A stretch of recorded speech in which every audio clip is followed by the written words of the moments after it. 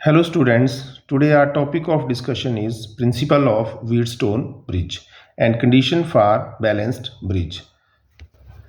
But before we start this topic, we need to understand about the Kirchhoff's law. So what are Kirchhoff's law? Kirchhoff gave his two laws, Kirchhoff first law and second law. So Kirchhoff first law is KCL. KCL means Kirchhoff's current law. It is also known as junction law. So junction बेटा क्या होता है? Junction एक ऐसा point है जिस point के ऊपर बहुत सारे करंट जो हैं वो आते हैं और वहाँ से बहुत सारे करंट जो हैं वो जाते भी हैं। जैसे कि आप डायग्राम में देख सकते हैं, यहाँ पे ये जो पॉइंट है बेटा, इसके ऊपर जो है वो कुछ करंट आ रहे हैं और कुछ यहाँ से बेटा जा रहे हैं। सो इस पॉइंट को बोलते हैं जंक्शन। सो जो फर्स्ट लॉ की स्टेटमेंट है वो है कि it states that algebraic sum of currents meeting at a point, जिसको जंक्शन बोलते हैं, इज जीरो। कि total sum of the current, जितने भी करंट आ रहे हैं उन सब का सम जो है इस जंक्शन के ऊपर जो है उसकी वैल्यू जो होती है वो जीरो होती है। तो आप बेटा यहाँ पे देख रहे हैं कि कुछ करंट्स जो हैं वो आ रहे हैं, जैसे I1 आ रहा है, I3 आ रहा है, I4, I2 और I5 जो है वो जा रहे हैं। सो इसको हम कुछ और ऐसा मॉडिफाई करके भी लिख सकते हैं बेटा, that is sum of incoming currents is equal to sum of outgoing current, कि जितना करंट जो है वो जंक्शन पे आया उतना ही करंट जो है वो जंक्शन से जा रहा है। सो I1 और I3 बेटा इनकमिंग करंट्स हैं और I2, I4 और I5 जो है वो आउटगोइंग करंट है।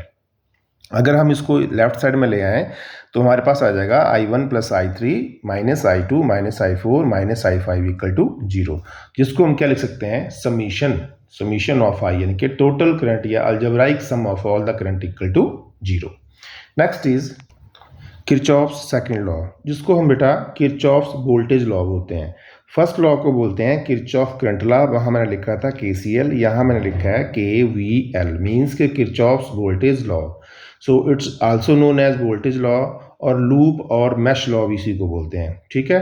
सो इसकी स्टेटमेंट है बेटा, it states that the algebraic sum of all the voltages, ठीक है, कि जितनी भी वोल्टेजेस हैं उनका अलजेब्राइक सम, दैट इज, इसका मतलब है that is sum of EMFs, ठीक है, जितनी भी EMF होंगी, that is sum of EMF of all the sources, जितने भी सोर्सेज लगे होंगे सर्किट में उनकी EMF का sum, and sum of the product of current and the resistance, क्योंकि बेटा करंट और रेजिस्टेंस का जब प्रोडक्ट करेंगे वो क्या बन जाएगा? वो भी आपके पास V बन जाएगा, यानी कि वो वोल्टेज बनेगी, पोटेंशियल डिफरेंस बनेगा।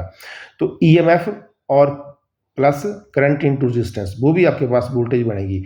इन any closed circuit is equal to zero, means के summation B equal to zero, total voltage जो बनेगी वो सर्किट में क्या बनेगी? जीरो बनेगी। देखो अगर मान लो किसी सर्किट में E जो है वो EMF है, ये हो गया, प्लस उसका सम, जैसा हमने ऊपर स्टेटमेंट में लिखा है, प्लस आगे है प्रोडक्ट किस किस का है? Product of current and resistance. तो करंट और रेजिस्टेंस को अगर प्रोडक्ट करें क्या बनेगा? V बनेगी। तो ये EMF है, ये वोल्टेज है, यानी कि जितनी भी एक सर्किट में EMF और वोल्टेज का सम होगा ना, वो that is equal to zero, that is EMF plus voltage equal to zero. So this is your KVL, that is Kirchhoff's voltage law. आगे बेटा हमारे पास साइन कन्वेंशन है। साइन कन्वेंशन को हम बड़ी जल्दी, क्विकली और बिल्कुल सफाई से सीखेंगे। देखो अगर मान लो आप किसी सर्किट में, किसी लूप में, जो आपने लूप उसको यहाँ पे चूज़ करी है, अगर आपका पाथ ये है, पाथ मीन्स कि आप लूप में कैसे जा रहे हो, तो अगर आपका पाथ जो है वो लेफ़्ट टू राइट है, मीन्स तो आपने क्या करना है, जो आपकी टोटल वोल्टेज बनेगी जिसमें आपके पास प्रोडक्ट ऑफ रेजिस्टेंस और करंट आएगा, that is equal to negative. अगर आप डायरेक्शन ऑफ करंट में जा रहे हो, देखो करंट भी इसी डायरेक्शन में, आपका पाथ भी यही है। If you are traversing in the direction of the current then your voltage goes to negative. और अगर आप उस करंट के पाथ से रिवर्स जा रहे हो, देखो करंट आपका लेफ्ट टू राइट है बट आपका पाथ जो है वो राइट टू लेफ्ट है, so it means the voltage goes to positive. उल्टा हो गया, मीन्स कि अगर बेटा करंट की डायरेक्शन में जाओगे तो नेगेटिव है, उल्टा जाओगे तो पॉजिटिव है। दूसरा, अगर किसी सर्किट में कोई सेल लगा है तो उसकी जो EMF है वो नेगेटिव होगी अगर आप पॉजिटिव टू नेगेटिव जाते हो। ये तो वैसे भी जनरल में, हम अगर जनरल टॉक करें तो हमें अपने पॉजिटिव विचारों से नेगेटिव विचारों की तरफ नहीं जाना है, नहीं, अगर जाओगे तो नेगेटिव हो जाओगे। तो यहाँ पे दूसरे में कि अगर आप नेगेटिव टू पॉजिटिव जाते हो, पहले आपके विचार नेगेटिव थे, बाद में पॉजिटिव हो गए, सो it means you become a good person, means के EMF गोज टू पॉजिटिव। सो ये अच्छा तरीका याद रखने के लिए। पॉजिटिव टू नेगेटिव जाओगे तो दैट इज नेगेटिव, और अगर नेगेटिव टू पॉजिटिव जाओगे तो that is equal to positive. तो बेटा ये जो दो साइन कन्वेंशन है इनको हम अप्लाई करेंगे और किरचॉफ्स लॉ को हम अप्लाई करेंगे, तब हम व्हीटस्टोन ब्रिज को सीख सकते हैं। So now Wheatstone bridge is arrangement of the 4 resistance in the form of bridge. एक ब्रिज की फॉर्म में ये 4 रेजिस्टेंस का बेटा अरेंजमेंट है, जिसमें कि 2 नोन होते हैं। जो 2 नोन है उनको मैंने लिखा है पी और क्यू, डायग्राम में अभी आपको मैं लेके चलता हूँ। एक अननोन है जिसको बोलते हैं एस, और एक वेरिएबल है जिसका नाम है आर। तो अगर आप बेटा डायग्राम में जरा ध्यान देंगे तो ये 4 रेजिस्टेंस पी क्यू आर और एस जो है एक ब्रिज की फॉर्म में बने हैं, जिनमें से 2 होते हैं नोन, एक वेरिएबल है और एक है अननोन। मींस के व्हीटस्टोन ब्रिज जो है बेटा वो क्या करता है, वो अननोन रेजिस्टेंस को फाइंड आउट करने के ही काम में आता है। तो यहाँ पे इसकी जो आर्म है बी और डी, इसके बीच में हमने लगाया बेटा गैल्वेनोमीटर, और ए और सी को हमने एक सेल और एक की के साथ जो वो कनेक्टेड किया हुआ। अब देखो डायग्राम में बेटा क्या है, मान लो कि टोटल करंट जो है यहाँ से सेल से जा रहा है आई करंट ए पे पहुंचा, ए पे करंट की बाइफर्केशन हो जाएगी बेटा। मान लो ए बी आर्म में चला गया करंट I1, तो जो ए डी आर्म है उसमें कितना बचेगा, देखो टोटल आई आ रहा है, I1 यहाँ चला गया, यहाँ क्या बच गया I माइनस I1। अब बी पे आ जाओ, बी पे जो है वो I1 पीछे से करंट आ रहा है, मान लो IG करंट जा रहा है गैल्वेनोमीटर में, तो टोटल I1 आ रहा है बी पे, IG यहाँ चला गया, बाकी क्या बच गया I1 माइनस IG। डी की बात करूं तो डी के ऊपर देखो I माइनस I1 ए से आ रहा है, ऊपर से आ गया IG, तो टोटल करंट क्या बन गया I minus I1 plus IG।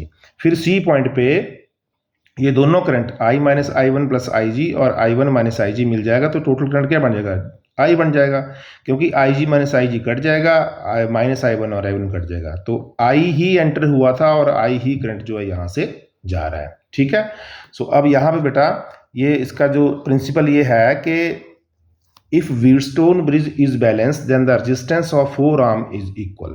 ठीक है, तो ये होगा, अगर ये जो है वो व्हीटस्टोन ब्रिज अगर ये बैलेंस है तो इसका मतलब है इसकी चारों आर्म की जो रेजिस्टेंस है वो बराबर होनी चाहिए, चारों आर्म की रेजिस्टेंस की रेशो।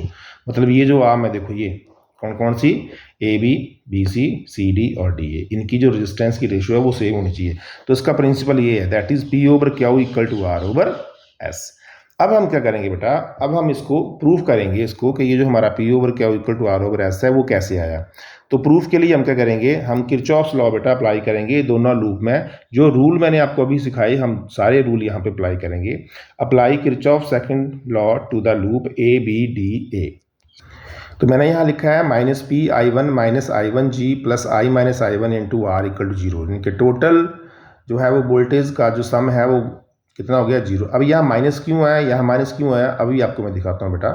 देखो लूप बेटा हमारी गई ए बी डी ए, तो जब हम ए टू बी जा रहे हैं तो हम डायरेक्शन ऑफ करंट में जा रहे हैं।